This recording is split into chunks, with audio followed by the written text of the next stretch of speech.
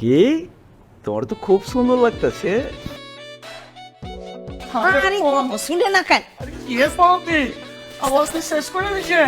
আচ্ছা আই বান বান আচ্ছা রে, আমি তোর বাপ কুরবান আলী, দরজা খোল। আমার কি পাগলে পাইছে? আমি বাসর করতে এসেছি, আমি দরজা খুলুম গেলাম, যাবেন থেকে। দরজা না খুললে ফাঁসল করতে পারবি না, দরজা খুল হইতেছি। আব্বা দেখো, আশেপাশের মানুষ যদি উনে যে পোলায় বাসর করতেছে আর বাপে ভেড়ার মতো চিল্লাইতেছে, খারাপ করে বললাম যাও। আরে মাইসে কি করলো না করলে তো আমার কিছু হয় যায় না। ওই টেবিলে বিয়ে করানোর লাগে আমার সমস্ত সম্পত্তি নামে লিখে দিচ্ছ, আমার রাস্তার পক্ষে বলেছ।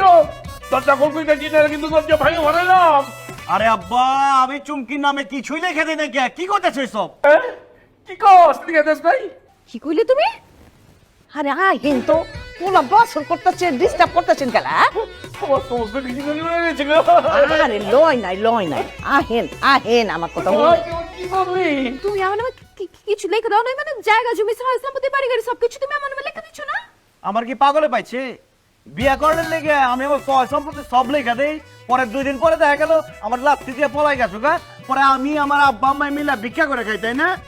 ওরে বাড়ির বাচ্চা, তুই আমার লগে এতদিন প্রেমের নাটক করছস? হ্যাঁ, 2 নম্বরই করে আমার বিয়ে করছস? আমার কি কইছিলি মনে আছে?